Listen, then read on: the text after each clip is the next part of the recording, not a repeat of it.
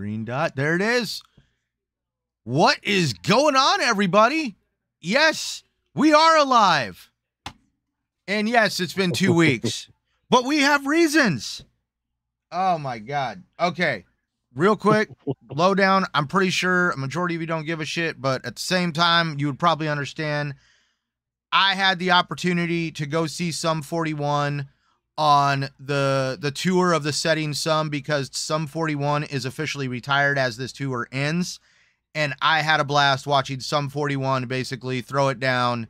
Like they covered their entire 30 some years of being a band in one night.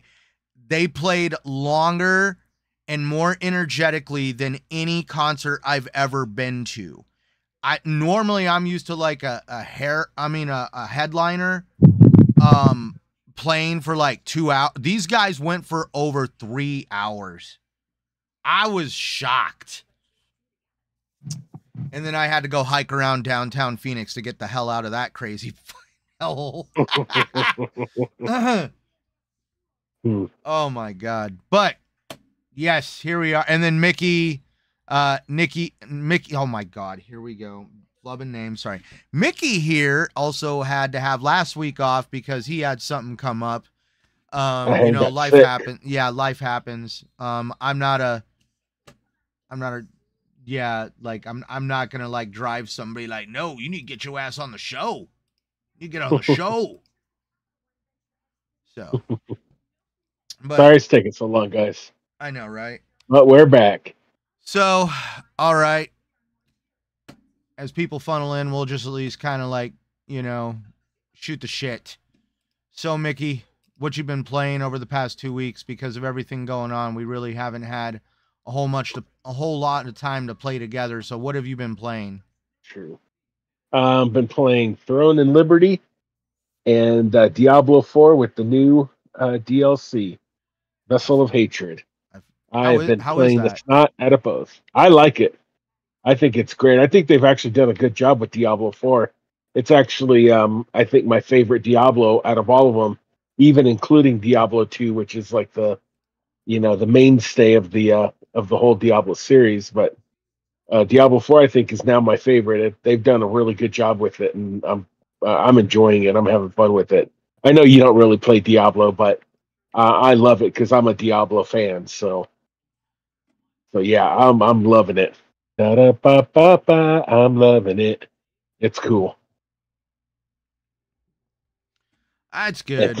And Throne of Liberty, obviously, played the shit out of that too, and they've done a really good job on that too. So those are the two main games that I've been playing. So other than, dude, my experience on the demo was more positive than the release of the game, and that to me, that's bullshit.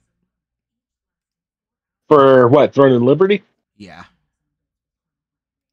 The game is just like the beta that we played, so. But I actually, or at least to me, it was unplayable for me. I could only go left in the menus. I couldn't collect. I couldn't collect any rewards. Well, I was having the same issues, but I got over it, and it cleans up. So they got it. At least I'm like, you even told me that, and I'm like, all right, well, maybe it's just me. And I kept trying to push through, and it was like getting worse and worse. And I was getting shit stuck on the screen because it's like, hey, you need to collect your rewards. And I'm like, I'm trying, but I can only go left in the menu. I can't go up, down, or right. And basically, and like, I was kind of upset. What I was having to do was exit out of the game and then go back into it, and then it would work for me. Blue told me, I guess they did some kind of patch, and then I'm supposed to play it now that they've patched it, but I haven't. Yeah, I'm assuming they were. That's probably one of the big things that they had to fix, because I'm sure everybody was bitching about it, because it was annoying the piss out of me too. So, dude, I'm not like, me. I'm very forgiving. I'm not over here counting blades of grass. I'm not over here bitching about shadows flickering. Hell, I can even have a good laugh at a freaking character going down the stairs without moving his legs, and it looks like he's just floating down like Redfall. But like when the UI in the menu is broke and you can't even like switch weapons or collect stuff, I'm like, okay, I'm done. I'll leave the game installed on my hard drive, but I am done. I am going to just wait until this is patched out. And that's where I was just kind of like, man, this is like, well, I just sucky. gritted my teeth and went through it. So it wasn't really, it was annoying at first, but when I figured out how to kind of get around it, and then eventually it wasn't a problem. It wasn't doing it anymore. So I was like, okay, cool. So I just kept playing. So yeah, it had a few little issues when it came out, but I mean, I was like, whatever. So I have not, but I understand the frustration though, that I do. So, Sanchez MTZ Gaming came in and said they also need to fix the lag on Once Human. I haven't played that. I actually had to look it up. I don't know if it's just Steam. And you know what? Actually, the hilarious part about that is, Mickey, is I actually bought a Rogue Ally over the weekend to try to have access to my Steam library. And I'll say it, I will be absolutely 100% admitting, I went to the Best Buy outlet store here in Phoenix. I was just like, I can handle an open box. I know, like, when you think about like an open box, you just know how like particular gamers can be, where they're like, oh, I don't like this thing because it just doesn't fit my hand or my paws right. And they'll return a perfectly good game console just because they don't like how it fits in their hand, which is understandable. But I brought that thing home, and the USB-C port was burned out in it. I couldn't even charge it. So I went and returned it, and the guy thought I was crazy as shit. He's like, no, there's no way. We have a system here where we check our stuff before we resell it. And I'm like, dude, I plugged it into my PC. There was no USB handshake between the devices. The USB port on that thing is dead. And he went and got his little tool out from the back. My wife is standing there, and he got his tool out, plugged it in, and straight up, same thing. It's just like, yep, nothing's there. And he looks at me, and he's just like, wow.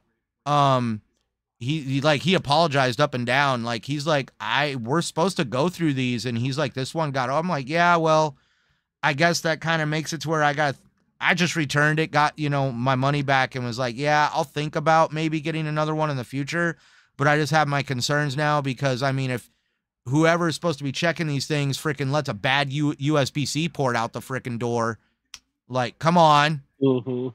Like, whatever. But yeah, I want to have access to more Steam stuff. But yeah, Sanchez, I use my computer for doing this, which I know is kind of like a little bit of a toy because it is podcasting. But my computer, a majority of the time, is used for like web page design and like graphics and some other stuff. I basically use it more as a tool for like professional stuff I got going on. So I try not to like really like hammer on my computer. I'm hoping to one day get a better computer and then just turn this into an actual gaming rig. That'd be cool. See, that was what I was wanting. Sanchez says I have Game Pass on Xbox, PC, and Rogue Ally. Dude, that's what I mean. I was excited because, like, some of the stuff we're going to talk about today, I wanted to have access to Game Pass. I wanted to have mobile handheld access to Game Pass, Epic Games, GOG, Steam. I actually do have libraries in all of these freaking platforms, and I was just so excited. And then I'm just like, all the fucking luck, man. A freaking bad even the guy, dude, my wife was like, you don't have bad luck. I go to the Best Buy outlet store, and the guy's like, man, you must have bad luck because I've never seen one with a bad USB-C. My wife like yelled at him. She's like, don't fucking tell him that. And I'm like, I told you, man. My spider sense is tingling. It's telling me I shouldn't have bought this thing. That's funny. But all right. So, Mickey, I guess let's get into the fun of it. But hey, by the way, did I tell you I beat Star Wars Outlaws? Oh, did you? That's cool. I beat Star Wars Outlaws. I'm playing Sandland like crazy. Get that. What, Sandland? No. Or Star Wars Outlaws. Dude, I'm actually enjoying Sandland. I actually even like enjoyed playing the game. I'm enjoying playing this game so much. I went on Hulu and started watching the damn cartoon. I've never heard of Sandland. Yeah, go on Hulu. It's called Sandland. It like the cartoon is very straight and to the point, and the video game fills in a lot of the gaps. Like a big point in the beginning of the game, in the cartoon, this little human boy runs up and tells the sheriff, like, a demon gave me water. And they're like, why would a demon help you? Demons don't like humans.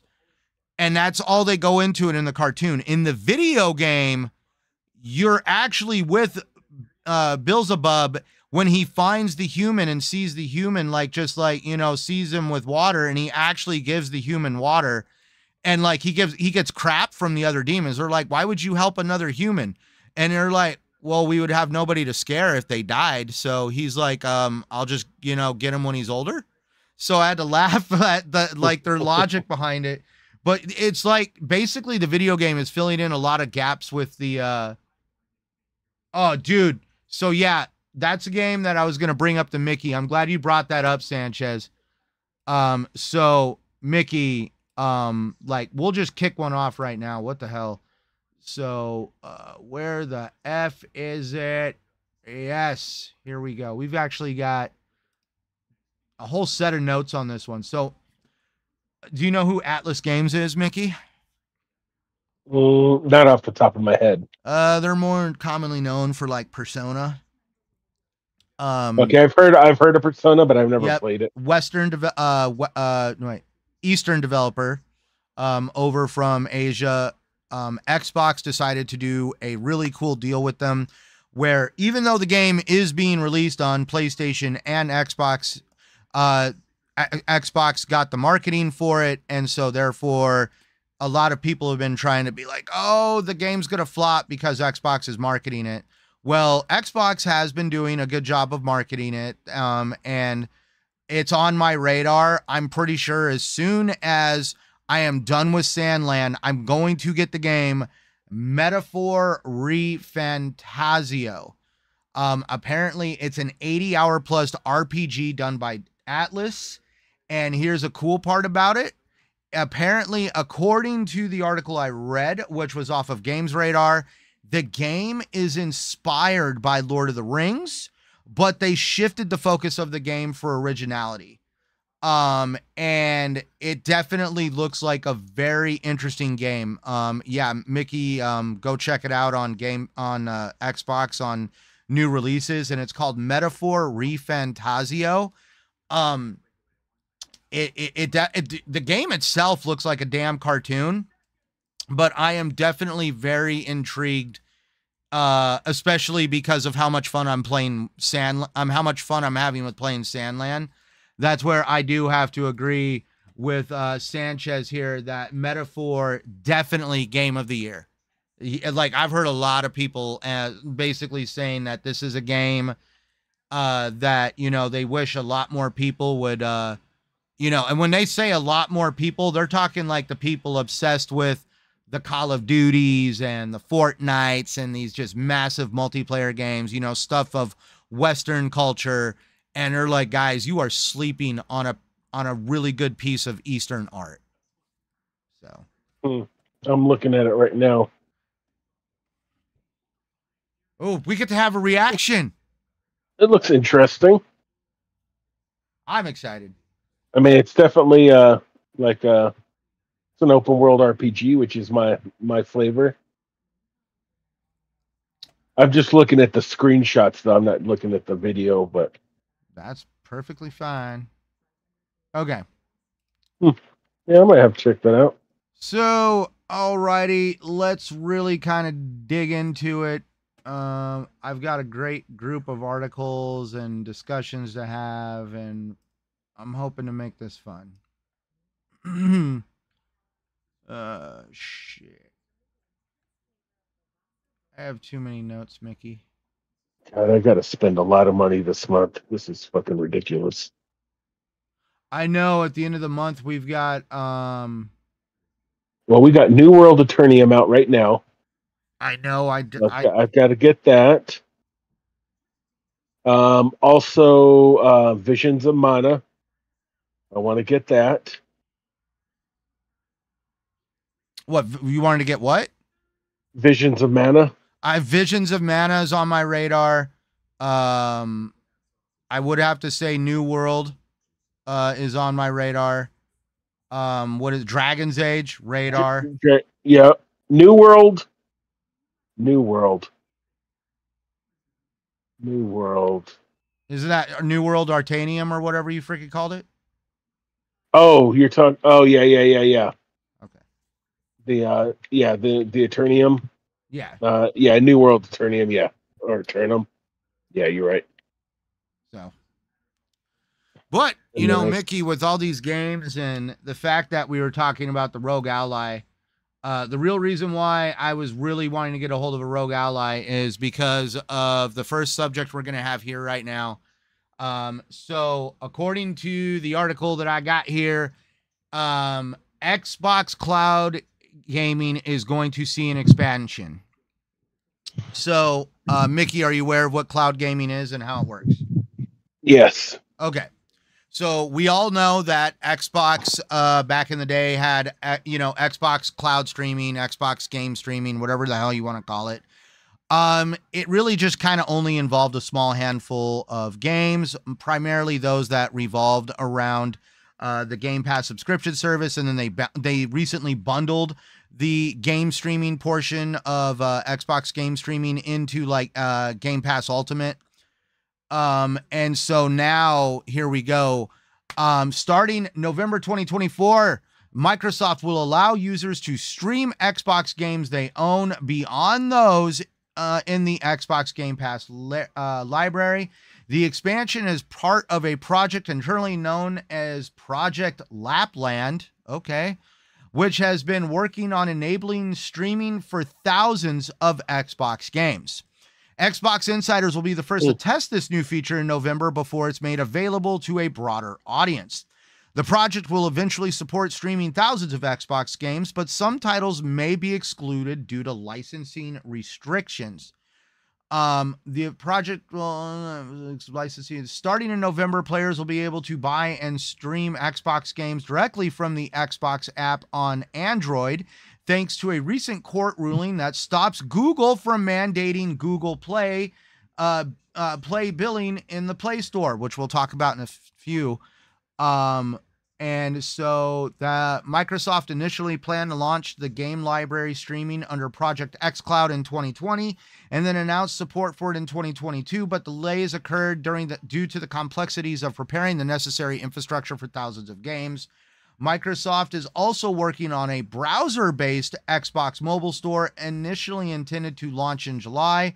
It will include deals and in-game items and eventually expand to first-party games. And then once the feature is fully rolled out, users will be able to purchase and immediately stream Xbox games from their mobile devices, further expanding xCloud's gaming ecosystem. I know, right?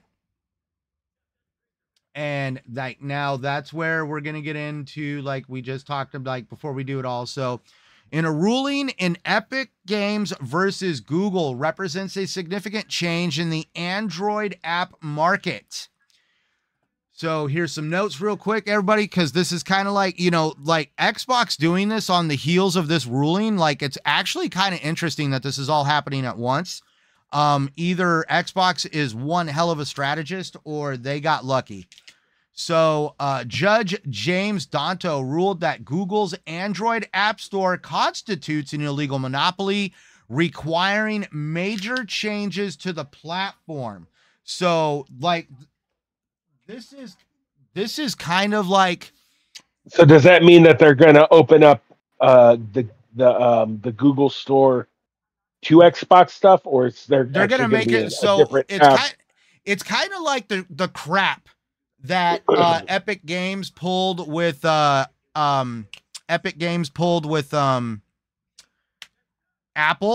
with Epic Games wanted to be able to have a browser-based option for people to buy shit through Epic Games that would be able to circumvent Apple's Apple's way of shaving off 30% from all purchases for anything sold on an Apple product. And so Apple's phones and other devices are funneled that you weren't supposed to be able to, you had to buy everything through the Apple Store. Anything sold through the Apple Store, 30% off.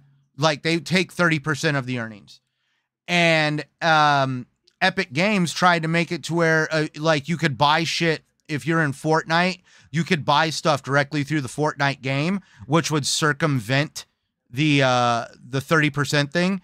And that's why Apple banned Fortnite off of the iPhones and stuff, because Epic tried to basically screw them out of their 30%. There was a bunch of court rulings. And yes, they found the same thing with Apple. They're like, no, you need to allow people to be able to make money in other ways. You just can't force them to pay your 30% by locking down the market. And the funny part is, like the hilarious part is, like Google actually helped, if I remember right, Google actually helped give some of the support for Epic to do this to Apple. And then Epic Games is like, hey, thank you. Here's your court paperwork because we're suing you too. So, and yeah, basically Google got slammed too. They were seen as a monopoly. So starting November 1st, 2024 and lasting until November 1st, 2027, Google must allow rival third-party app stores within Google Play, distribute third-party app stores and give them access to the full Google Play catalog unless developers opt out, excuse me. Google must stop forcing developers to use Google Play billing for payments within the Play Store and allow developers to provide alternate payment methods. Developers can now link to external download sources and set their own pricing without being tied to Google's payment system. Restrictions on Google is prohibited from offering deals to developers, device makers, or carriers to launch apps exclusively on Google Play, or offering incentives to block the pre-installation of rival stores or apps on devices. This ruling could create real competition in the Android app market, which has long been dominated by Google. Even Amazon, one of the largest tech companies, struggled to compete due to the advantages Google held. As highlighted during the trial, Google plans to appeal the ruling, citing potential harm to consumers and developers. Oh my God, competition's going to hurt me. I want to be the fly on the wall. That's so dumb. Oh my God, talk about like reaching. Meanwhile, that was a reach. Yeah. Meanwhile, Epic Games CEO Tim Sweeney celebrated the ruling, stating that it would bring third-party app stores to Google Play Store in 2025. The ruling may reshape how apps are sold and distributed on Android devices, potentially reducing Google's ability to maintain control over its ecosystem. However, the changes could face delays, though, through legal appeals, as seen in Epic's previous case against Apple. I know, like... Well, that's going to open up the world, boy, to all kinds of games now. Games and way to purchase this, like it could actually almost bring down the cost of some stuff on some of these ecosystems. Yeah, it's possible. That'll be nice. I mean, can't complain about that. Shit, I'll be doing that too, because I guess I won't have to worry about it now, but while I was, working over here, dude, I was trying to find shit to do. Trying to find games to play and stuff, so. But now I'm gonna have to get a bigger phone with a bigger screen. I know. Is the FTC finally favoring Xbox? Is that even possible? Dude, the FTC is wild, man. Like, they just had a new ruling that they're making it easier for us to cancel our gym memberships. Not making that up. I wish I was. Yep, they had a ruling just recently that they are now making it to where gyms cannot make it like a dog pony show or a full 3-ring circus act for you to be able to cancel be able to cancel your gym membership. And he also says, I like cross-buy, like metaphor and visions of... Oh, I love cross-buy. I love that. Dude, the idea of I can play it on my Xbox, and if I ever get tired of sitting on my couch playing on my 60-inch freaking 4K, and I just say, you know what, I want to be sitting in this chair all day long and play at a keyboard, at least I have a library of games through Xbox and a couple other places. But no, I love cross-buy because, I mean, dude, like, in my opinion, I feel like I got used to cross-buy with when Blu-ray DVDs were like first coming out. I remember, like, with Blu-rays, you got the Blu-ray, the DVD, and the digital copy. It's like, no matter what, we're giving you options. That's true. But so, but now because that's interesting. Yes, but now because of it, Mickey, are you ready for this? We're gonna have some real fun. Let's see. Oh, that's right. That's right. So we have a statement here from Sarah Bond. So we'll get into that in a second. We'll get to it. So, okay, who's that? Sarah Bond is essentially the person underneath Phil Spencer. Oh, okay. So, gaming expansion. Okay. Now, because we know about Xbox expanding and with xCloud and game streaming, we now kind of connected the dots with Google here, and they're ruling against them with Epic Games. And so with an article that just came out the other day, so it was on GameSpot, and Sarah Bond, the person that's like second in command, she's like really high up there. Like when Phil Spencer retires, I fully see Phil Spencer being in her position. I mean, excuse me, Sarah Bond being in Phil Spencer's position. Ooh. So are you ready for this? starting November 1st, 2024, Xbox will allow fans to purchase and play Xbox games directly from the Xbox app on Android. I guess this was a move that the decision stems from a ruling in Epic versus Google, where the case court ruled that Google must now allow third-party app stores within the Google Play Store. This ruling allows Microsoft to sell Xbox games directly without paying Google's fees. Xbox President Sarah Bond emphasized Microsoft's mission to allow more players to play on more devices, underscoring the expansion of access to Xbox games across all platforms. And that statement is here on Twitter, where she made a statement on her Twitter feed or X feed, whatever you want to call it. The court's ruling to open up Google Mobile Store in the U.S. will allow more choice and flexibility. Our mission is to allow more players to play on more devices, so we are thrilled to share that starting November, players will be able to play and purchase Xbox games directly from the Xbox app on Android. And yeah, I've always, to be honest with you, I've always thought about why they didn't do that anyways. Well, apparently they didn't want like Google or Apple to be like taking all their stuff, well, taking 30%. So there we go. I mean, let's look at it. I've actually thought about doing that. Like when I wanted to get a few games, I'm like, I wonder if I can purchase it through the app, and then I'd go through the app. You know, obviously it's not there, but I've thought about that too. I'm like, that would be pretty convenient. Yeah, and now this is where, you know, we have all these dots starting to be connected where, you know, Xbox, you know, Google gets, you know, the gavel slammed down on them with their battle against Epic Games. Now this is happening. Xbox is obviously going to expand streaming. Xbox is now going to start selling games without having to worry about Google dipping their hands in their pocket. And like, this is almost like setting stuff up, because now the rumors are that there is reports suggesting that Microsoft might be considering the inclusion of a handheld gaming device in the next generation of Xbox consoles. And that is where the Rogue Ally was the thing that I was just like, oh man, I want to start playing around with this handheld stuff now. Because, dude, like the Rogue Ally actually has a pretty decent screen on it. It's about the size of a Nintendo Switch. The actual, not the smaller Nintendo Switch Lite, but the actual full-size Nintendo Switch. But the cool part is the Rogue Ally has built-in Bluetooth. And if you have an Xbox, some of the nicer higher-end Xbox controllers have Bluetooth in them.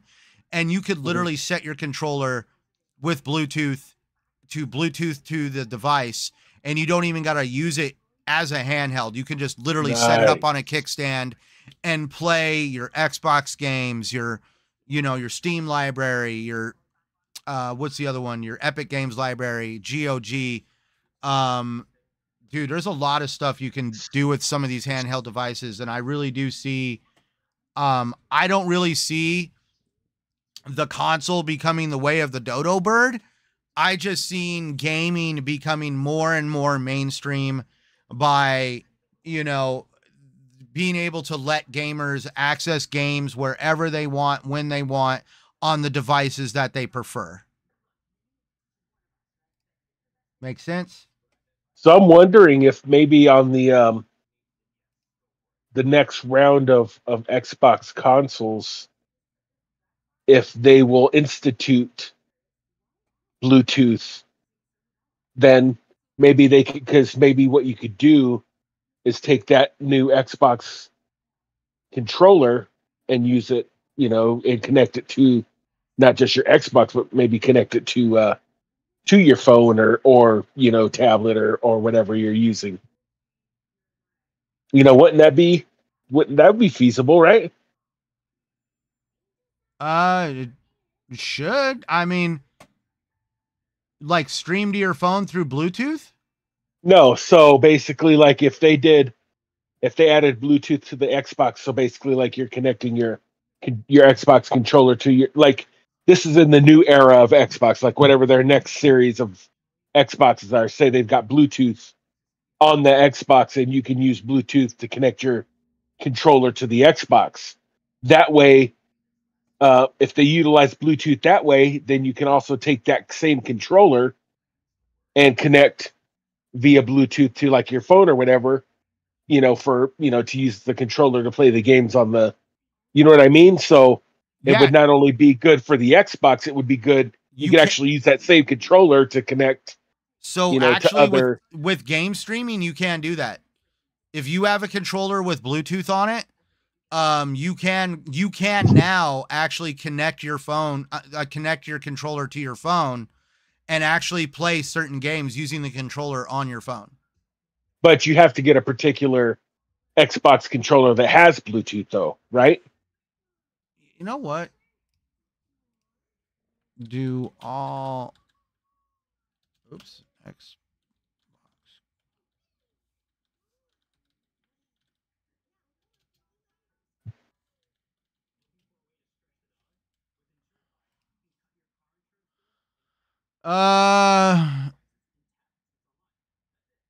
Original Xbox One controllers do not have Bluetooth. So I'm thinking some of the newer stuff does.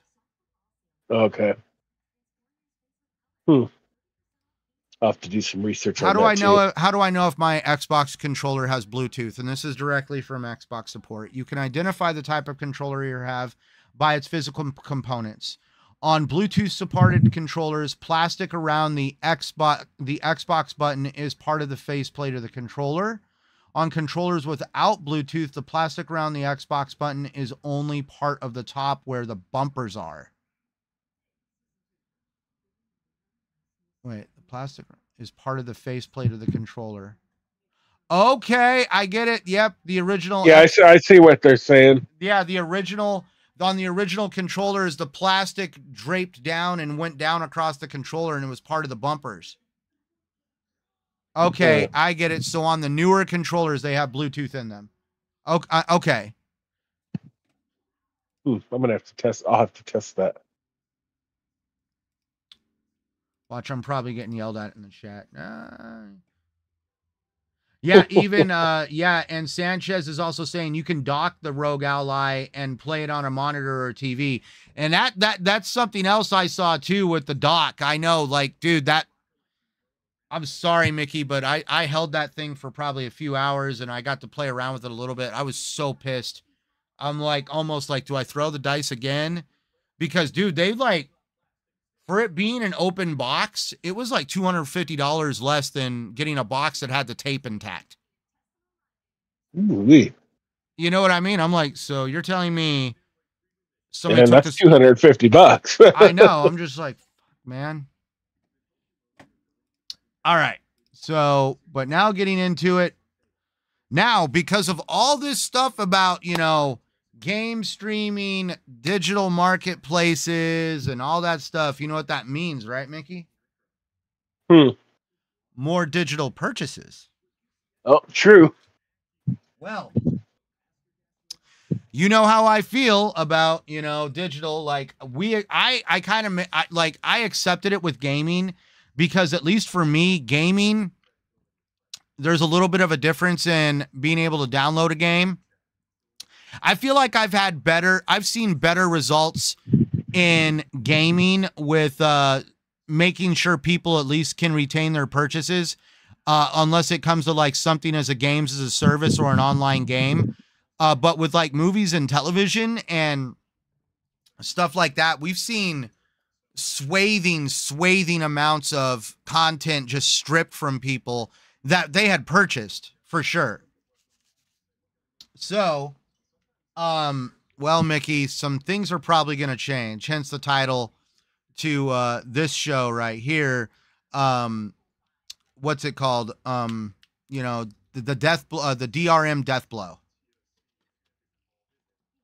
So, Okay. Are we ready for this? All right, kids.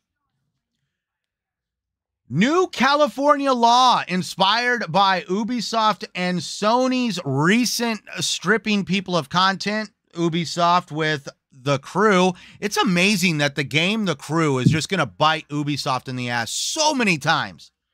And then we've got Sony over here stripping people of content from like stuff off the Discovery Channel to movies and other stuff off of other on other publishers. So the law inspired by the events that took place with Ubisoft and Sony now requires retailers to warn consumers that digital games that they buy can be taken away at any time. So, a new California, and this is only in California, but don't think it's going to stay there, and we've got the evidence to back it up. A new California law, effective January 2025, mandates that retailers clearly warn customers that digital goods, including games, can be revoked at any time. Prompted by incidents involving Sony and Ubisoft, the law aims to prevent misleading ownership claims. Retailers must give clear warning that the digital purchase can be revoked, and the law requires either an affirmative acknowledgement from buyers or clear product labeling. And this like and that's where they're talking about, being able to have offline downloadable content may prevent such losses. But it goes down like GOG kind of GOG Games kind of responded on this, and it was kind of funny. With California's new law highlighting the temporary nature of digital game ownership, GOG emphasizes its DRM-free approach. GOG has been known for a long time that they basically sell DRM-free games. You have the ability to download those games and house them. There is no digital check-in or of the license or the game itself. You buy that game, you have it. You can carry it around on a hard drive with you and always be able to play it. Ensuring games can retain their digital. GOG wants to ensure gamers can retain their digital games forever. While GOG games are technically licenses, the platform allows users to download and keep games via offline installers, unlike Steam or Epic, where games often require online verification. So that let's see, do we get more details on this? Yeah, this new law raises awareness about the fragility of oh my God, Mickey. Raises awareness about the fragility of digital ownership, and especially in comparison to physical media.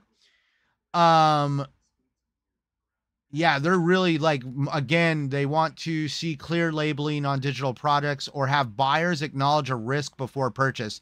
So it might even be where you go and, you know, you buy something in the store, like a digital game, or you buy something online with a digital game. You'll probably have a little pop-up box that's like, hey, keep in mind, you don't really own this. Well, then you know what that causes an issue too is, like with Xbox, is like the Series S, which is an all digital console, right? And so that's where it requires them, when they sell games. Like, I'm curious on what Xbox is going to do. Now, Xbox does allow you to download games. That's one thing Xbox does allow you to do. But if you lose access to your internet, you might lose those games. And that's where I think Xbox is going to have to approach the nature of, you know, people that have like large hard drives to house a lot of games. And they're going to have to probably reapproach the idea of the digital check-in for licenses, which means that Xbox might have to loosen the reins up and allow people to play a game that cannot digitally check in, if that makes sense. But that's where,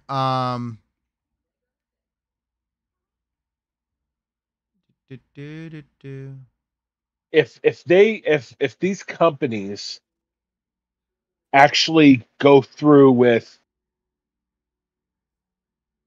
pulling games, digital games, you know, and like pulling the rug out from under people that have purchased them, I feel like there should be financial compensation or recourse for those that they take for anything they take from you. They owe you. I think there's going to be a severe blowback on companies if they pull that shit, and I mean it's going to be a heavy blowback. I already see it happening, and there's a reason why they're starting to create these laws, and like I'm just like shocked that it's taken this long. But yeah, like and like just so people like, oh, it's a California law. You guys ready for this? Here's the icing on the cake. Steam has updated its checkout process to warn users that they are purchasing a licensed game, not ownership of the game itself. This change follows new California consumer protection laws aimed at transparency in digital purchases signed by Governor Gavin Newsom. These laws prevent digital storefronts from using terms like buy unless the customers are explicitly informed that they are acquiring a revocable license. So if the button says buy, a little pop-up will have to warn you. They don't want terms like buy, you know, buy now, own this game, because that's actually false, misleading pretenses and false advertising. They want to see stuff like, you know, get a license, rent the game, basically nothing that hints to you owning it, unless you get a pop-up that explains that you really don't own it. So, because they have to do this stuff, it's really, to me, it's fucking shady shit. Well, I don't like it. I know, and here's the crazy part. This is not just for video games, everybody. This is also for movies and television. So that means next time you go on to Movies Anywhere, Fandango, your favorite, like, you know, place where you buy digital movies, they're going to have the same damn shit. So the move addresses growing concerns about digital goods ownership, as several companies have previously removed access to games that players had bought. So yeah, key points of the article. Steam now explicitly tells consumers during checkout that they are buying a license and not permanent ownership. This update is driven by new California law focused on protection, ensuring clarity in digital transactions. Digital storefronts are no longer allowed to use terms like buy without clarifying the nature of the transaction. Currently, these consumer protections are limited to California, but Steam's update suggests preparations for wider application. Hence, there is people taking notes right now, and they're like, oh, I'm going to do that too. As more digital platforms move away from physical media, protecting consumers from losing access to purchase content has become a priority. High-profile examples like Ubisoft's removal of The Crew and related consumer backlash have fueled debates about digital game ownership. Steam's transparency may set a precedent for other platforms, especially as more states consider similar consumer protection measures. And Ubisoft has acknowledged complaints about the digital game removal of The Crew, commenting to future accessibility solutions such as offline modes for The Crew 2 and Crew Motorfest. And so they're sticking to their guns. They still, to this day, will not give back consumers the original Crew game. Me being one of them. And yeah, that's why I was like, you know what, Mickey? I'm loving this. I'm loving this shit. You know why? Best Buy ripped out their movie section. Target ripped out their movie section. All these guys are just like, let's rip out our movie sections. It's all going digital. And all of a sudden they're going to see this and they're going to be like, oh shit, we got to put that stuff back in. Dude, I'm laughing my ass off. I am laughing. Dude, I'm sorry. But when you go to the digital media stores like Zia Records, Bookman's, and all the stores that still sell like movies and physical media, dude, you're still shoulder to shoulder, elbow to elbow with guys. Like I am so sorry. Like, I don't get it, man. Like, Target rips out the movie section and installs a book section, and they're just like, well, you can buy games you can buy movies digitally. Well, no shit. You could also buy books digitally. Have you ever heard of a Kindle? I was just going to say that. Yeah. Yeah. What the fuck? Like, dude, have you ever heard of an ebook?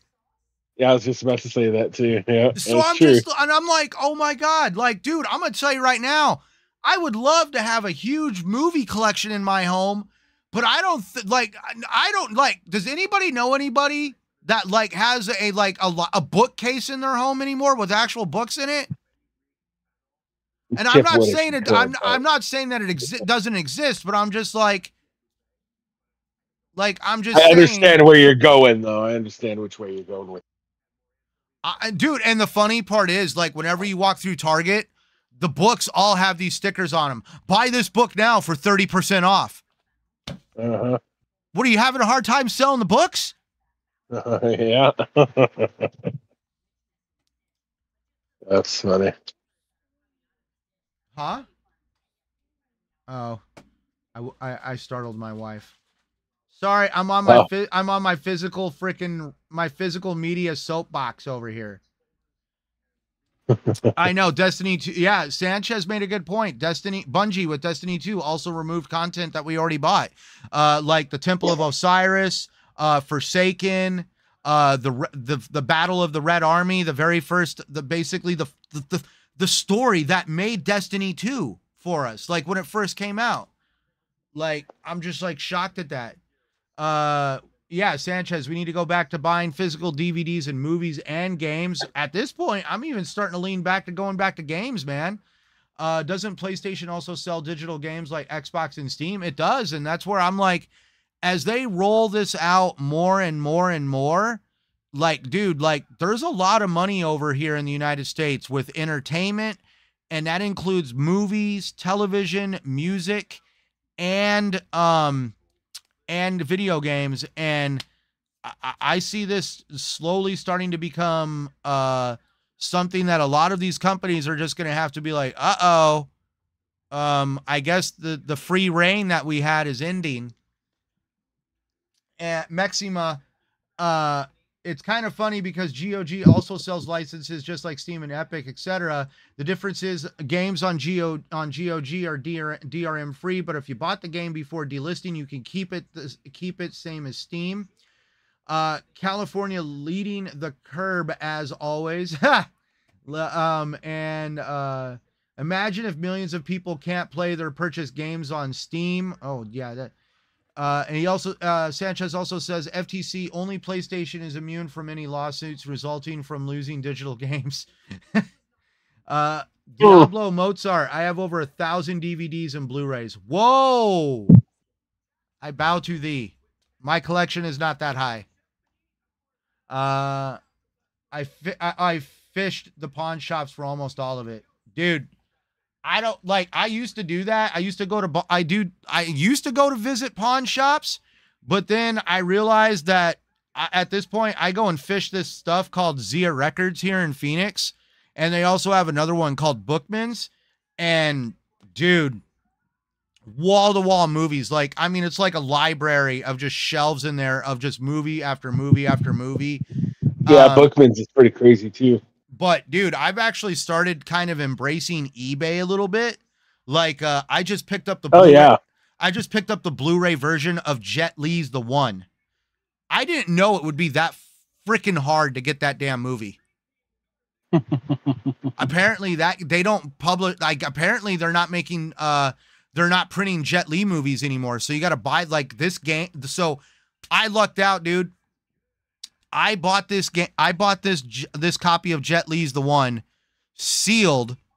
It had stickers on it from Walmart, and it even said, "Play this Blu-ray on your PlayStation 3." Like, so I'm like, oh my! Like, I had to look it up. I had to look it up, dude. This Blu-ray was from like 2009, and it was still factory sealed. I was so excited. Hey man, that's nice. I love Jet Li too, so that's cool. You gonna put that on Vudu? It didn't come with one.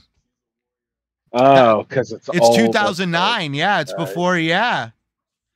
Diablo Mozart. I'm in Georgia. That doesn't exist here. Oh, dude. Well, I will definitely say eBay for online stuff. eBay or Amazon. I hate saying that, but yeah, Amazon. Just, dude, with Amazon, check your stuff, because I've had some stuff show up from Amazon smashed. Like when last Christmas when Amazon was doing all these deals, I got the 80th anniversary collection of the Batman animated movies, and it was a hell of a deal, but it came in smashed. I was kind of pissed off about that. Sanchez. Shit, I would have sent it back and got the unsmashed ones. Yeah, you want to know what? I messed up. So because it was part, like, you know me, Mickey, I buy a lot of movies around the holiday time because they're just really cheap at those times. I hate paying full price for them. And so I sat it on my shelf for 30 days before I opened it. Oh. It was, yep. They pretty much was like, you suck. Nope. You waited too long. So yeah, now I've learned with used copies of movies from like Zia Records and some of the other places, and also buying them off Amazon, even if they're brand new, I still open them up the day I bring them home just to check. Oh, I see. So Sanchez Gaming, Xbox, home of JRPGs. I know, I'm like over here getting I'm like, dude, I'm having fun playing them. But yeah, Mickey, so this is gonna have some wider implications for sure, with this whole thing of like digital licensing versus physical ownership. And I don't expect it to change overnight, but I could probably see in the next the next year or two, things becoming more and more rolled out, where there's a lot more stringent things in place. And from that point forward, because I know they're not going to allow people to start downloading movies off of some of these services like Fandango and Movies Anywhere. So I really foresee at this point, some of these companies that have tried to make a stance of like, oh, we're no longer going to have physical movie sections in our stores, I would not be surprised if they're going to be like, well, we got to rebuild it. Mm-hmm. So, because people have caught on, man. They've caught on, and yeah, I'm sorry. I have to agree with the group that's trying to preserve physical media. If if uh if owning, I mean, excuse me, if buying isn't owning, then piracy isn't stealing. That's a good way to put it. Yep. A lot of because people like us, when we buy ultimate editions of games, we're putting out $120 on some of these games. Yep. And like if we look at some of the like the ultimate editions, like the big collector's editions, even some of the collector's editions of games, like I think it was like God of War Ragnarok, the one that came with the hammer. It didn't even come with a physical game. It came with a steel case for a physical game, but it had a code card inside it.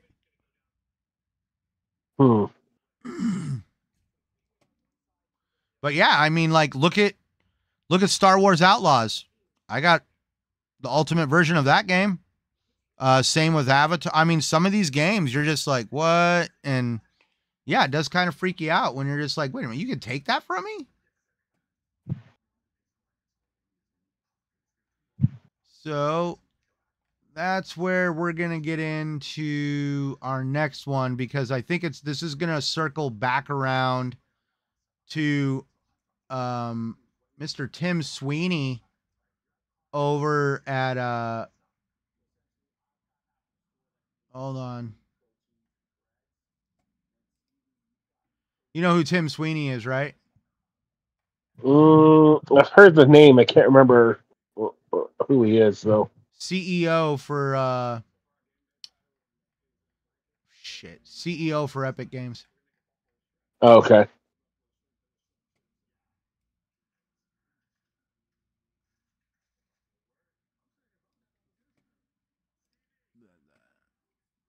Dude, I guess I gotta.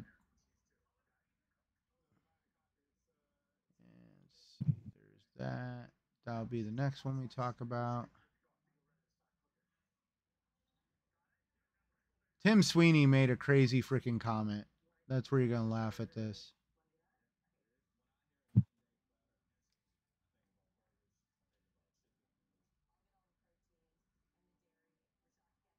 Okay, here we go. Found it. This got kicked off on PC Gamer. Article titled "The Game Industry is Undergoing a Generational Change," says Epic CEO Tim Sweeney. A lot of games are released with high budgets and they're not selling. So, Epic Games CEO Tim Sweeney discussed the changing dynamics of the video game industry during Unreal Fest 2024. He highlighted that many high-budget games are failing to meet sales expectations, while social gaming experiences like Fortnite are thriving. Sweeney believes the future of games lies in social connectivity, where games are valued for their ability to connect friends and create shared experience. He also touched on the growing significance of the metaverse in entertainment. And just for those to know exactly what he said, because I mean, when I read this, I was like, whoa, dude, did you not learn anything from Epic Games? So here's his statement. Here we go. I mean, did you learn anything from, remember when EA Games was like single player experiences are dead? How did Anthem work out for y'all? Oh, yeah, we don't talk about that. Yeah, that still hurts. Anyways, yeah. Tim Sweeney's comment. One of the manifestations of that change we're seeing right now is that a lot of games are released with high budgets and they're not selling nearly as well as expected, whereas other games are going incredibly strong. What we're seeing is a real trend where players are gravitating towards the really big games where they can play with more of their friends. The perceived value of a game grows in proportion to the number of friends that you can connect to. From everything from playing games together or to chatting by voice, watching virtual concerts, or doing other kinds of cool virtual things online. Some people will call it the metaverse, and we're not in agreement on what this means. Some people, when they hear the word metaverse, they think of what Facebook is doing with VR and now AR. Some people use the metaverse to describe everything they don't like about the current Fortnite season. And you can kind of see where he's going with this.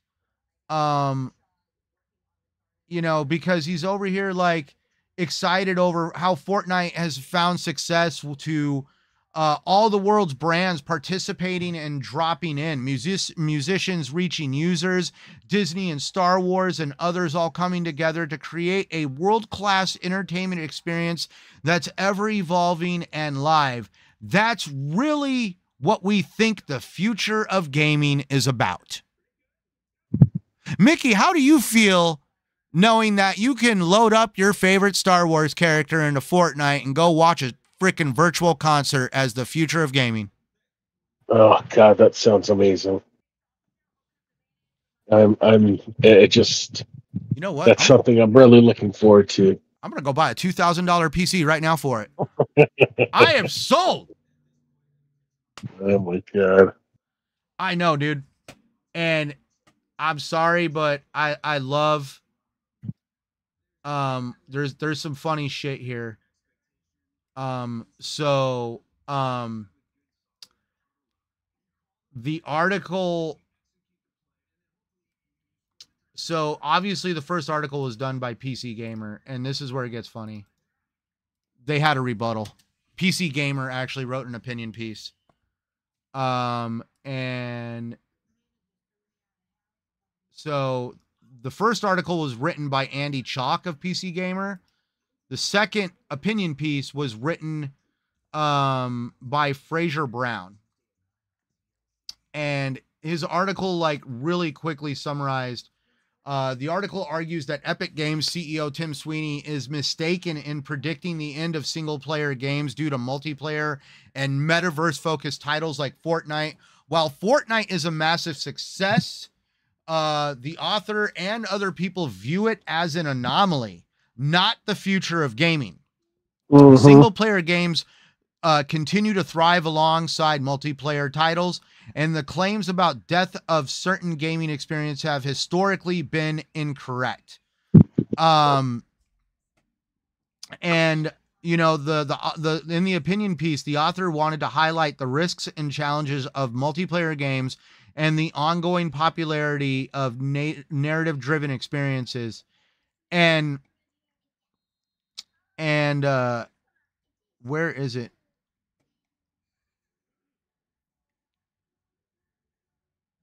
So the video game industry is a constantly evolving animal. And in nearly 4 decades, the author has been gaming. It's never sat still. It wasn't that long ago that PC gaming was allegedly dead, but now it's the most vibrant platform around.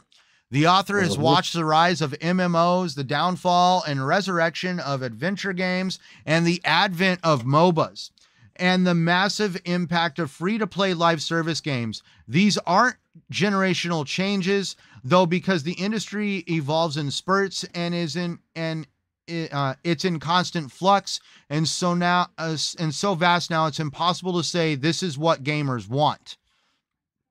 Sweeney's prediction implies that a certain type of gamer is going to die out and then be replaced by a younger gamer who wants different things. But that's absolute nonsense. The average gamer is approaching middle age, a demographic that largely isn't catered to by Fortnite and Roblox. And while plenty of middle-aged gamers, including the author, are more than happy to play social games, and the author even made a joke saying that he's currently playing 3 MMOs right now at the moment. I was like, damn, 3 MMOs? I have a hard time juggling one. Yeah, that'd be pretty tough.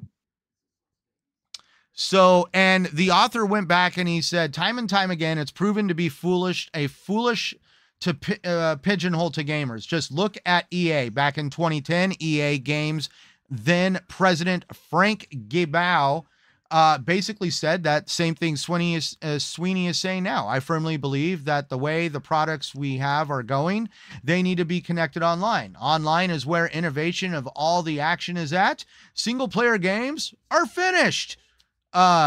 And that's the kind of thinking that infected EA for a decade, resulting in things like BioWare's most catastrophic flop, Anthem. That's why I made that joke. Stop, that hurts. I know, right?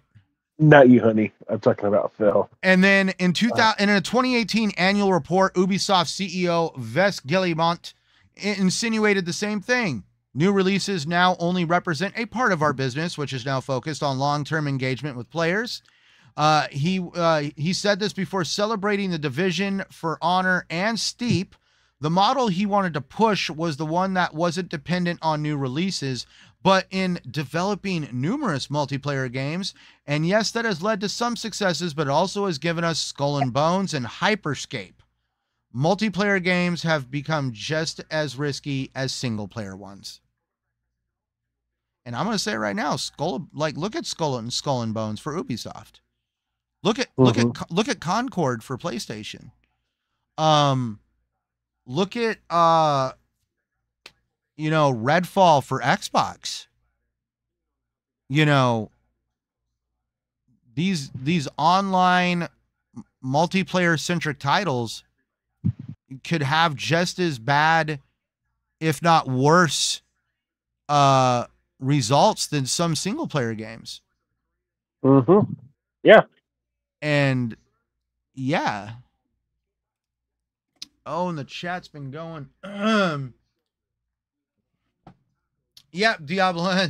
Yeah, I don't know if I'm just looking at your comment now, Diablo Mozart. Yeah, Tim Sweeney is the CEO of Epic Games. So obviously he really likes Fortnite. If Sanchez, if buying digital isn't owning, guess I don't own my digital crypto money. Not the metaverse. I know I hate Sanchez. I hate hearing the word metaverse. I really don't. I still remember freaking oh my God. What's the guy at Facebook?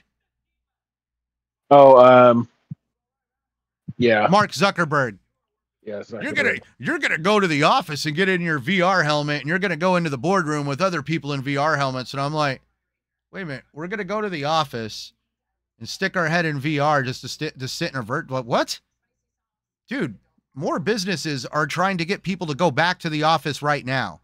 The last thing that they're gonna do is give them a way to be like, well, we could sit in the boardroom in VR.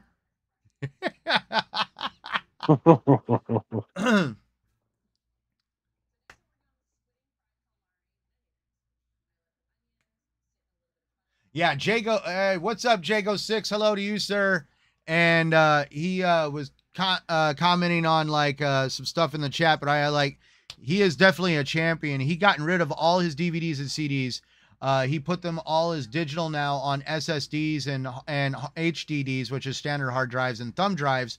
Way less space, and I can just attach and share them anywhere on the fly. That's definitely dedication right there. But I don't know, I like the smell of the plastic. I'm just. Let's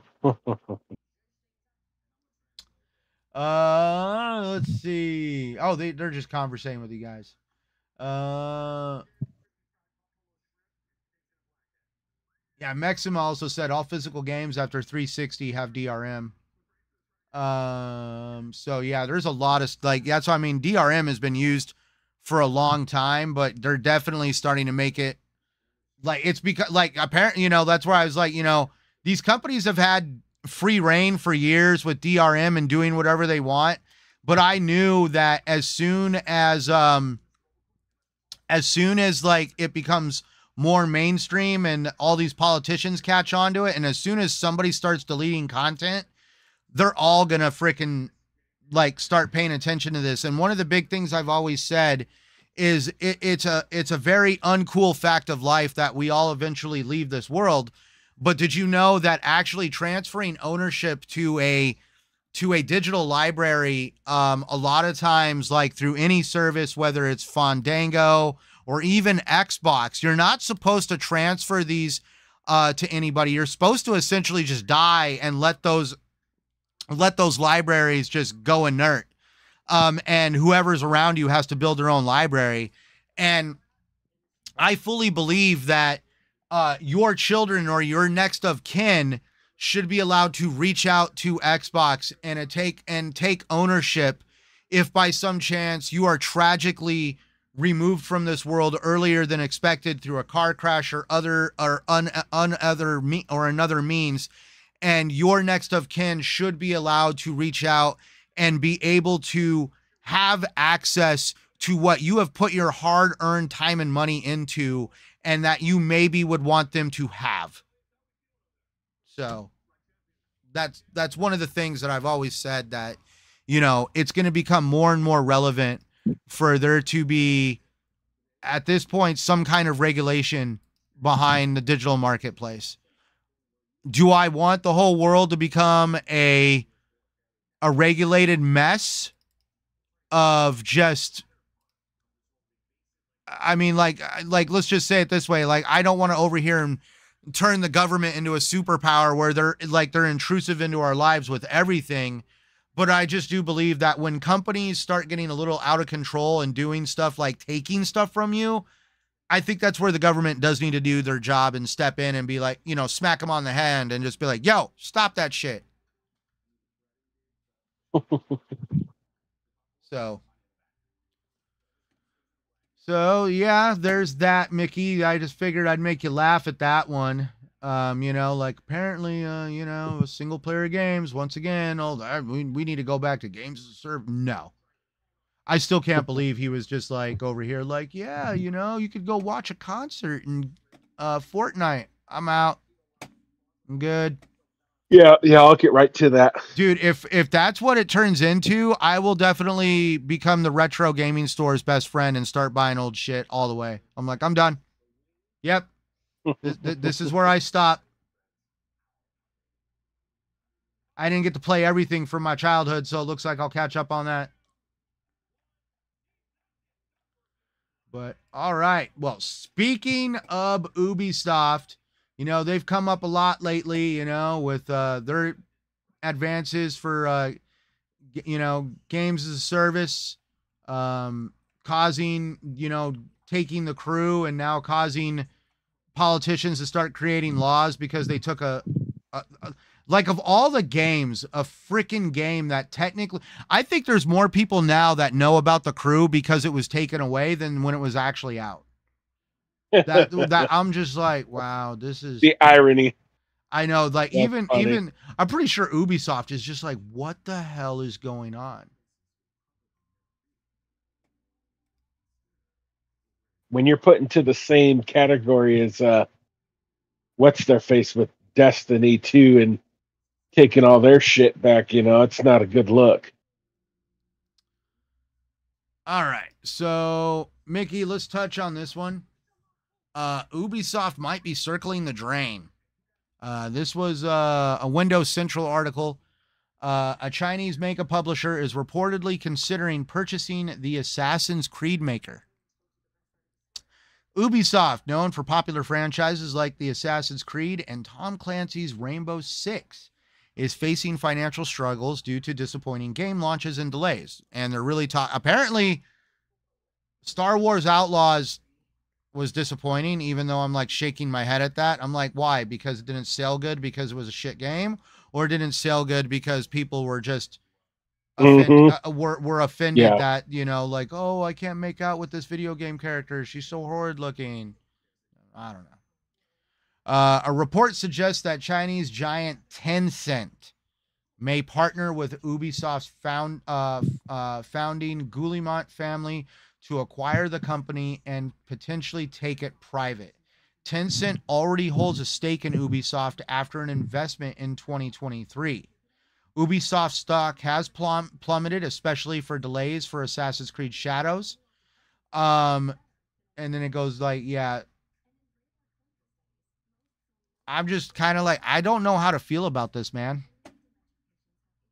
I have my qualms. Well, like, you know, like, let's look at Tencent. If I'm correct, Tencent had something to do with Black Myth Wukong, which was kind of like a rogue thing. But I have seen Tencent's name on a lot of like service styles game. I've heard of them, but I'm not familiar with them.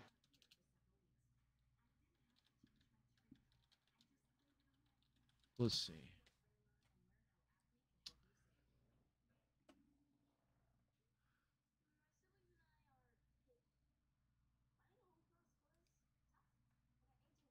Like, dude, like, so 10 cent, Path of Exile, but is anybody ready for some of these? NBA 2K online, EA Sports FC online, Dungeon Dragon Fighter online, EA Sports FC mobile. Like, when you pull up League of Legends, PUBG mobile, like, I'm a little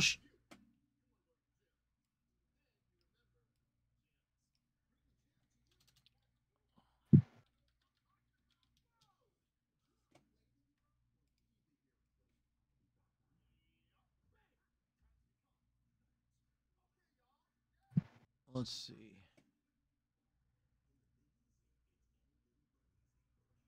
I'm just saying, like, there's a lot of stuff here, like, that just comes off more of a strategy towards service style games. And what there's a reason why Tencent bought into, like it says right here, Tencent holds a stake in Ubisoft after an investment in 2023. Tencent knows Ubisoft's plan and direction forward about how they are currently a little bit unhealthily obsessed with games as a service. Like, look at Skull and Bones. We could see that Ubisoft's current business strategy aligns with Tencent's. So, like, I've already seen a couple people come out and be like, oh yeah, Tencent will help fix that Ubisoft. And I'm like, Tencent would be the last company I would think of that would have Ubisoft go back to, you know, back in the day where they would, like the titles, like, you know, they brought up Rainbow Six. I haven't seen a Rainbow Six game, like an actual true Rainbow Six game, like Rainbow Six New Vegas, Rainbow Six New Vegas 2. I haven't seen a legit Rainbow Six game in years. The closest thing we've got is Rainbow Six Siege. Service game. What about the other one? The one that came out after that. Ghost Recon's Wildlands? No, the Rainbow Six the Rainbow Six Siege Extraction. Yeah. Extraction, yeah. Yeah, that went off. Shit, they're giving that away now. They're like, hey, for $15, you can have the deluxe edition. Is the player base even there? And by the way, after the, like, I'm going to tell you right now, after the Crew incident, I just bought the Crew 2 the other day. I mean, a few weeks ago, just for kicks and giggles. You know how much Ubisoft sold it to me for? $1. Huh. Nice. If you guys take the game from me, at least you're only taking $1. But that's true. I mean, I also just recently bought the complete edition of Riders Republic. Me and my wife are going to play that together. It was $15. I'm like, okay, yeah, like, you know, like, I wasn't totally like up in arms over the Crew, because if you guys really want to know the truth, I got the Crew for free as games with gold through Xbox. And then years later, they're like, hey, we'll sell you the complete edition for $5. I had a total of $5 wrapped up in the Crew. Dang. I lucked out. I know people that bought that shit day and date.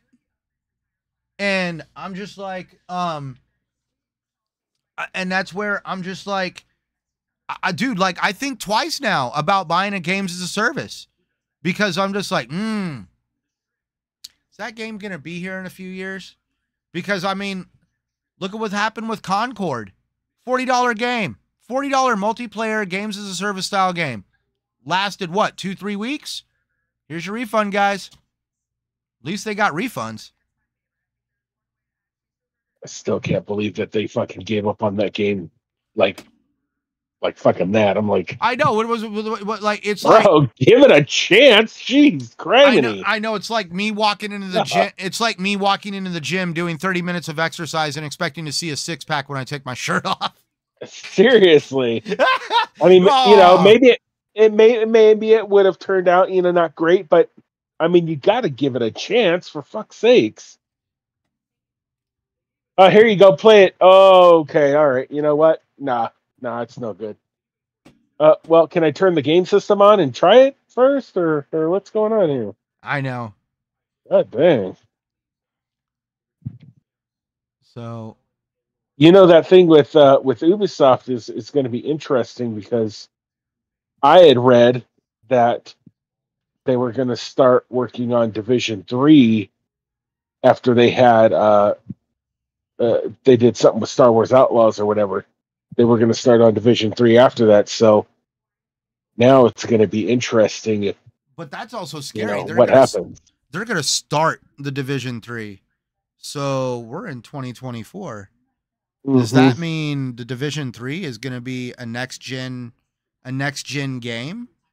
I guess that's another possibility. That's true. Because I mean, like, I'm not like, I'm sorry. You could be the greatest developer in the world. You ain't freaking like crapping out a game in that quick amount of time, unless you're going to make an absolute crap game. And I love the Division games, so I hope they don't shit the bed on that. I know, but I mean, if Tencent gets involved, I'm just like, oh my god! Like, I know, we'll have to see. It's going to be a wait and see. I mean, there's no way around it. I mean, it's going to be a wait and see. You're going to be in the middle of the Division 3. It's going to be dark. It's going to be like, boop boop. Would you like to see your enemies better? Pay $5 now for night vision. I was going to say, hey, if you want a flashlight, that'll be $10. It's $10 for the base flashlight, and by the way, there's batteries that you need to put in it, and each battery is 50 cents. Boop, boop. Oh, did you want to reload your gun? Oh my god!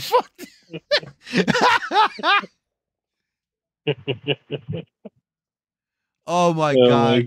I would like lose my shit. I'm out of ammo. Reload now for $4.99. What?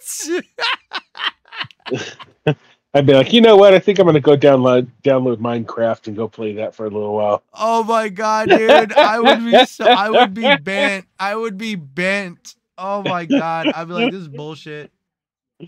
Oh my gosh, dude! There's some interesting shit going on. Oh, for real? I don't know, man. I don't know. Crazy.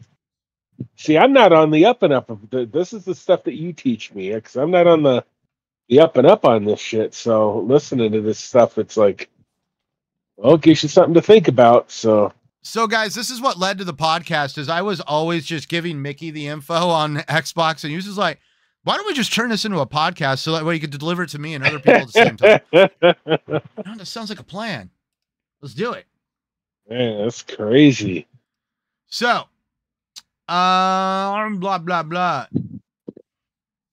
Next one. Here we go. Saber Interactive CEO says, middle market titles like Space Marine 2 poised to make a comeback as AAA development becomes unsustainable. I think, like, I had to laugh at this. I'm like, holy shit. Did this guy hear what Tim Sweeney said? It was like, I didn't make a statement. So guys, just so we know, Saber Interactive, like Warhammer 40,000, Space Marine 2. They're also currently working, from what I've heard, Saber Interactive is working on the Star Wars Knights of the Old Republic remake.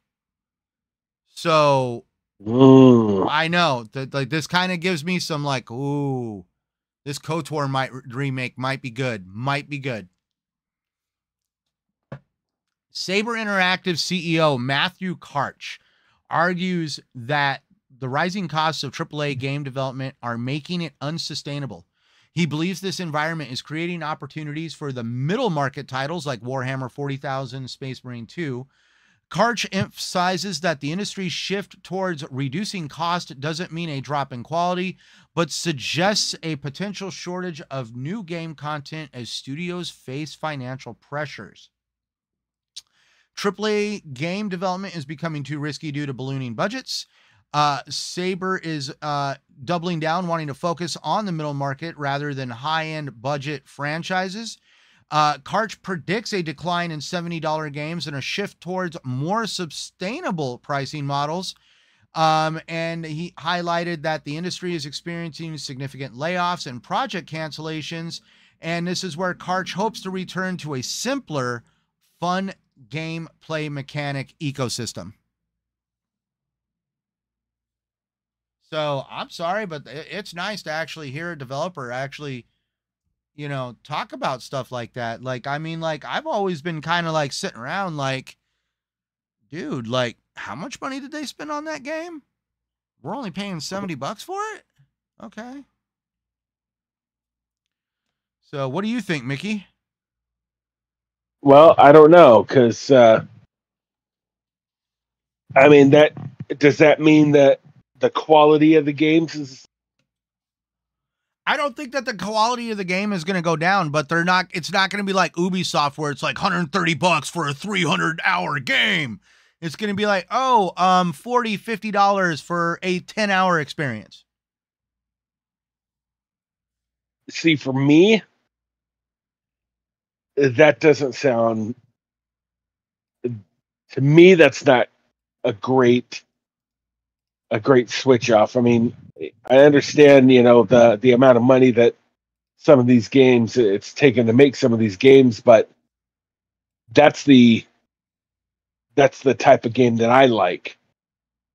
You know, the big games, the games with a lot of meat and potatoes to them.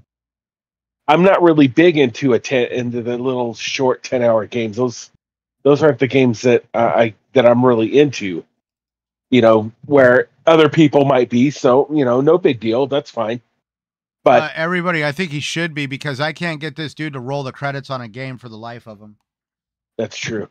That's true. Like, I'm sorry. He's not lying about that. Oh my God. The first time it'd be like, Phil, what? I rolled the credits on a game. I'll be like, oh my God, you did what? I guess maybe I should get some 10-hour games because I might beat a few of them. He's becoming a real boy.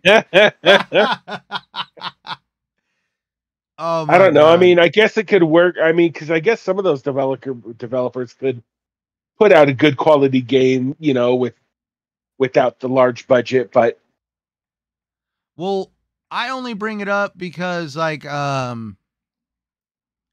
mean, I've bought in some recent games that were only like $40, $50, and some of them were actually, like they took a little bit. Like, look at Flintlock.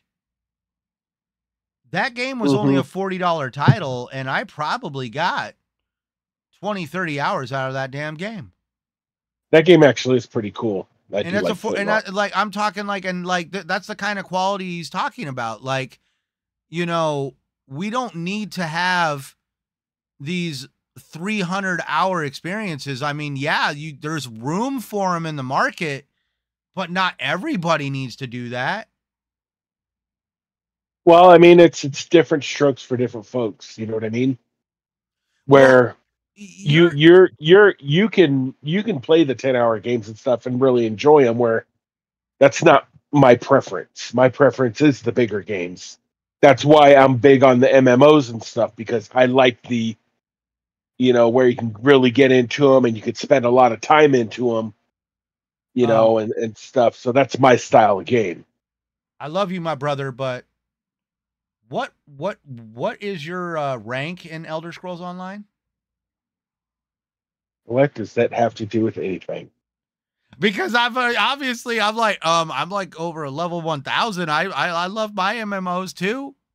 I'm just saying. Well, yeah, of course, but you've also said, like, you know, that you would play, like, you know, a 10-hour game if it's, you know, good plot, you know, good stuff like that. But me, even if it's like a good plot and stuff, I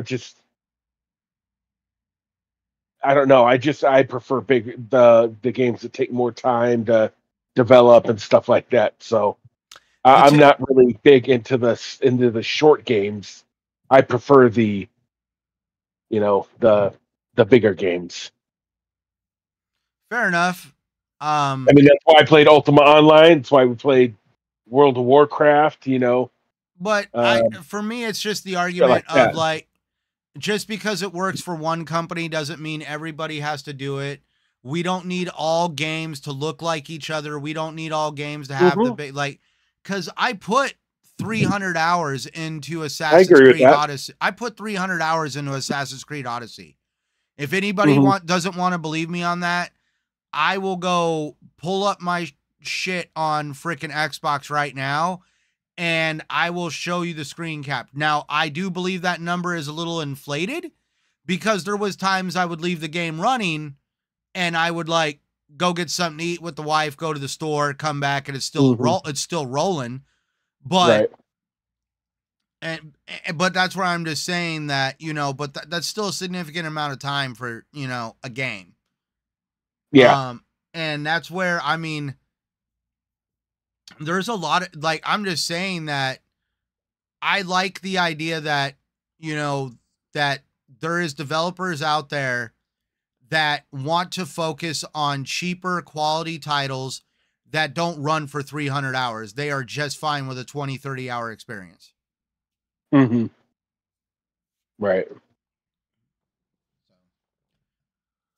All right. So there's Saber. Oh yeah. So here we are in the bottom stretch.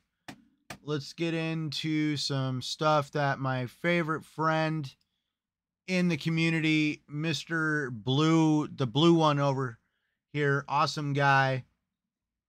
So everybody, let's just start with the fun stuff. X sent me on Twitter, Xbox Game Pass, want a glimpse into the gaming future? Gaze into the Xbox preview on October 17th. So tomorrow at 10 a.m. Pacific time, which means that will be 11 o'clock my time. I got to come home and watch it. Mickey will have something to talk about next week and probably this weekend. They're going to have the partner preview.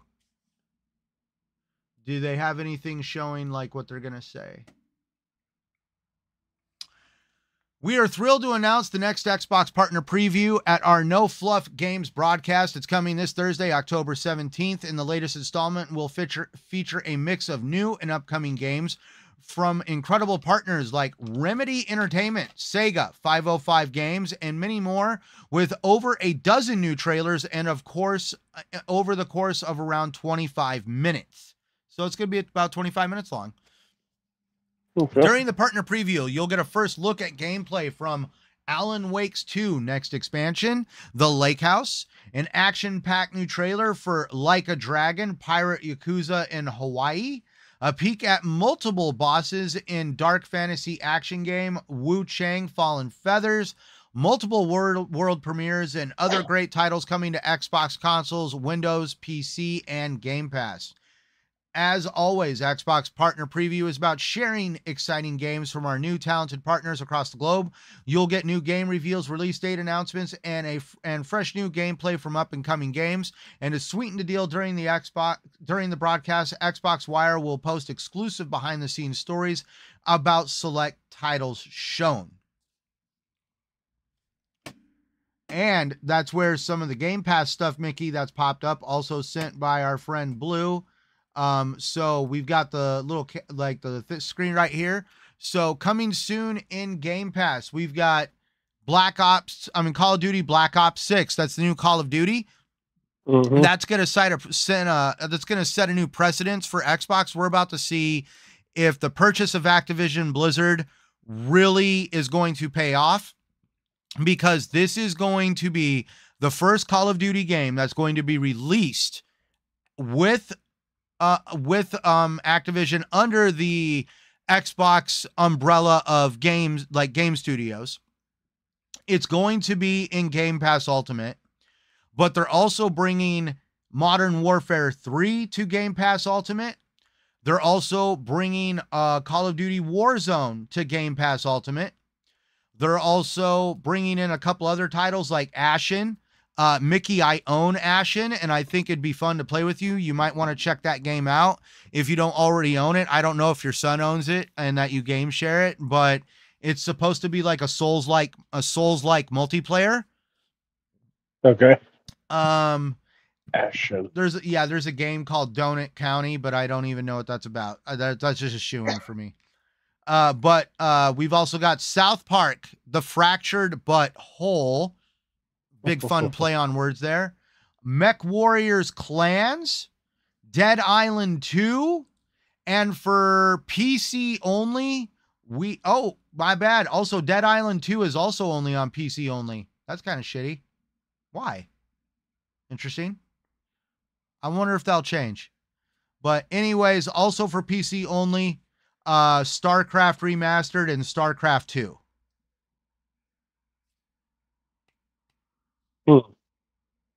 It also looks like they're saying that Modern Warfare 3 is also only coming to the Xbox cloud. So that means you're going to play it through the cloud. That means you won't be able to download it. Interesting. But there's some of the new games that they're probably going to hint at this partner preview, but I'm excited for the partner preview. So that's tomorrow. That'll be 11 o'clock at our time. I'm jealous of Mickey here. He'll probably be able to watch it at work. While me, I'm probably going to have to sit and wait all damn day till I get home.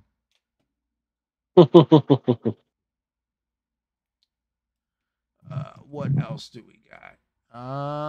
Yeah, so there we go.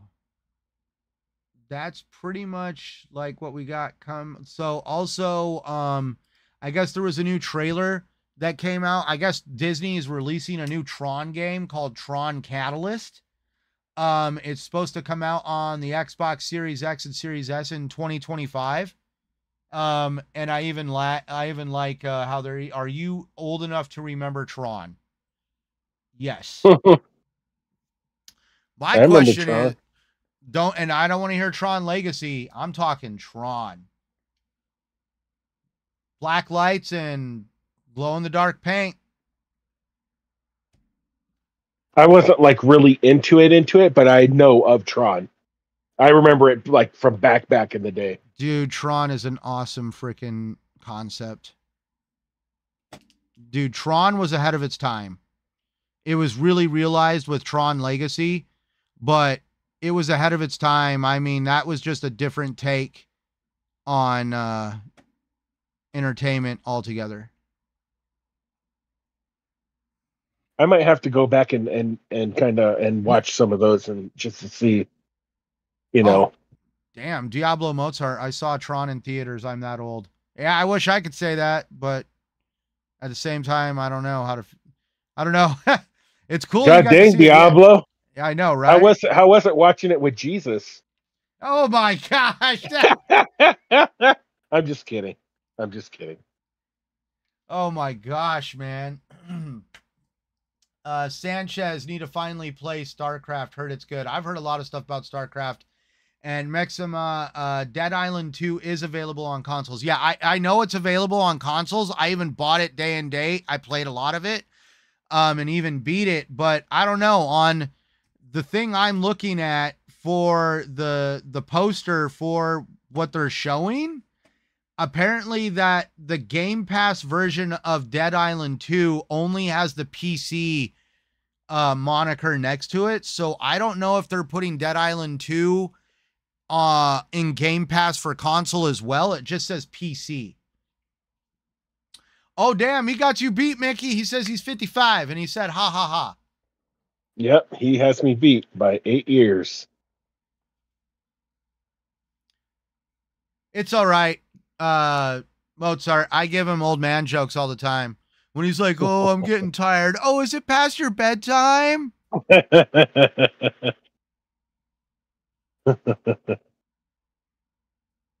Oh, apparently Diablo Mozart says that Dead Island 2 is still on Game Pass Ultimate for console. Okay, my bad. I don't know. I bought it day and date. I think it. I bought it day and date. I bought it day and date, so I don't even know. Like when I like, it doesn't even tell me. It's just like, you own this. So my bad.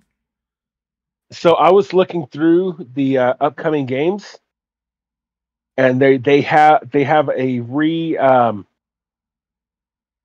Uh, oh my god, I just had a brain freeze. They're redoing a series that I used to play when I was younger that actually got me into that style of game, which was Suikoden. And they're redoing the first and second one, which I'm super excited for. What game? It's called Suikoden, Suikoden. Is this on Xbox? Well, it's not coming out until they're redoing it, but it's not coming out till next year. Okay, but I'll have to check that out. That's super exciting. It's like basically you find the other characters that you can utilize in your group, and it's like a turn-based fighter. But that game, when I played it when I was younger, I loved that game. That game was so much fun. Diablo Mozart, haha, I'm older than dirt. I'm cool with that. I'm still trying to figure out if I'm going to age gracefully or if I'm going to be like one of those that go kicking and screaming. Like, guys, you guys want to know, like, I work with somebody that is so scared about getting old, he can't move his eyebrows because he put too much Botox into his face. Oh, my God. Oh, Diablo, you're gonna die eventually. So Diablo Mozart, I'm looking forward to Soul Reaver 1 and 2. I'm looking forward to that. That too, yeah. Yes, right there. Yeah. So Sanchez Gaming was touching on when we were talking about Ubisoft. Odyssey is my favorite AC game. I have about 1,000 hours in it with DLCs. Damn, you got me beat. I was trying to speedrun it. I even did the DLCs. Like I even got the ending where you get to see how the game connects to Assassin's Creed Valhalla. See, that's my favorite one is Valhalla. And series. Pyro just stopping by to drop a like as I'm about to close as I'm close to crashing out. 6:30 a.m. where he's at. Thank you for stopping in, but he also wanted to comment on our little joke about, you know, the paying for reloads. And he put first 100 bullets a day are free. Then it's $4.99 for each reload for Ubisoft Plus premium users. And then $7.99 for everyone else. That's funny. Could you imagine them trying to say that shit on stage and justify it? Oh God! They try to like hype it too. Like for Ubisoft Plus players, you could get 3 free reloads a day. And wait a minute, we're paying for reloads. How is this a good thing? Get the same reaction they had when they were talking about when Blizzard was talking about Diablo. What's its face on the phone? Diablo. You know, the phone one, Diablo Immortal? Yeah. Oh. And they were talking about it and people were like, what the fuck are you talking about, bro? Dude, could you imagine you're in the middle of a firefight and you have to stop and pull the slot machine just to see if you could reload or not? Mickey, I can't reload. I didn't get 777s. Oh my gosh. Oh my God. But yeah, I guess we'll just kind of like end it there. We've had a lot of fun just poking fun at everything, just having a good time. We appreciate everybody else that tuned in tonight. Diablo Mozart, Maxim, Sanchez Gaming, Pyro, Extreme D, Jago6, all you guys, if I'm missing your name. I just thank every one of you guys for always taking time out of your busy lives to listen to us banter on, whether it's live or on the replay. I thank every single one of you. As always, everybody, to help the channel keep growing, please like, subscribe, all that fun jazz that the YouTube algorithm likes to see. But the algorithm, I guess, has kind of been mad at me for a little while anyway, so I guess it is what it is. But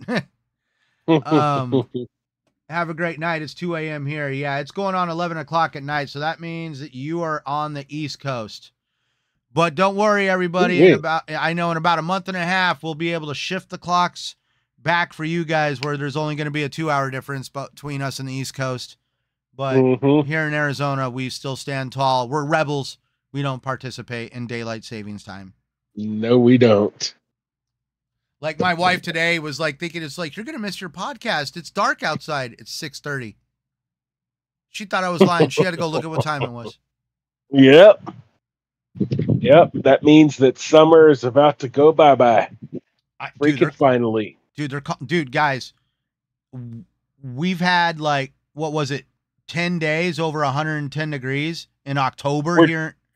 We're just getting out of triple digits. Yeah, we're going to have our first 70-degree day, like 76-degree day on Saturday. Like guys, we broke records this year. Apparently summer's like, yeah, I'm going to stay for a little while longer. Thank you, Sanchez. Doing that a lot lately. Sanchez also says great show, and yes, thank you, sir. Thank you, guys. We appreciate it. Everybody has a great night. Hanging.